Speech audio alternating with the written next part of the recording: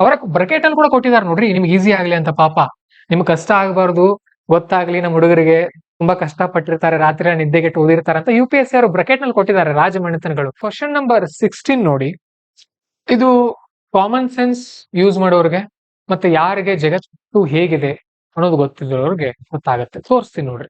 History knowledge ಅಗತ್ಯ ಇಲ್ಲ ಇದಕ್ಕೆ, ವರ್ಲ್ಡ್ ನಾಲೆಜ್ ಇದ್ರೂ ಸಾಕು. Who among the following led successful, ಮತ್ತು ಹೈಸ್ಕೂಲ್ ನಲ್ಲಿ ಹಿಸ್ಟ್ರಿ ಚೆನ್ನಾಗಿರ್ಬೇಕು. Who among the following successful military campaign against kingdom Srivijaya, the powerful maritime state which ruled Malay peninsula, Sumatra, Java and neighbouring islands. Sumatra, Java ಎಲ್ಲಿದೆ ಅಂತ ನಿಮ್ಗೆ ಗೊತ್ತಿಲ್ಲ ಅಂದ್ರೆ ಈ exam ಅನ್ನು ಸಾಲ್ವ್ ಮಾಡೋಕ್ ಆಗಲ್ಲ. This is our India.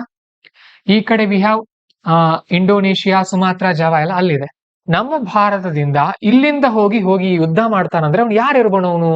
ಸರಿ ನೋಡೋಣ. ರಾಷ್ಟ್ರಕೂಟರು ಈ ಕಡೆ ಮಹಾರಾಷ್ಟ್ರದಲ್ಲಿದ್ರು, ಇವ್ರ್ಯಾಕೆ ಆ ಕಡೆ ಹೋಗ್ತಾರೆ?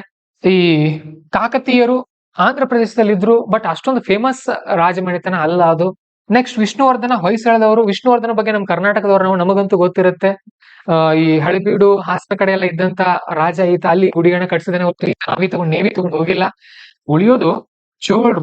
ಅವರ ಬ್ರಕೆಟ್ ಅಲ್ಲಿ ಕೂಡ ಕೊಟ್ಟಿದ್ದಾರೆ ನೋಡ್ರಿ, ನಿಮ್ಗೆ ಈಸಿ ಆಗ್ಲಿ ಅಂತ. ಪಾಪ ನಿಮ್ಗೆ ಕಷ್ಟ ಆಗ್ಬಾರ್ದು, ಗೊತ್ತಾಗ್ಲಿ ನಮ್ಮ ಹುಡುಗರಿಗೆ ತುಂಬಾ ಕಷ್ಟ ಪಟ್ಟಿರ್ತಾರೆ, ರಾತ್ರಿ ನಿದ್ದೆಗೆಟ್ಟು ಓದಿರ್ತಾರೆ ಅಂತ UPSC ಅವರು ಬ್ರಕೆಟ್ ನಲ್ಲಿ ಕೊಟ್ಟಿದ್ದಾರೆ ರಾಜಮನೆತನಗಳು. ರಾಜನ ಹೆಸರೇ ನೋಡ್ಬೇಡ್ರಿ.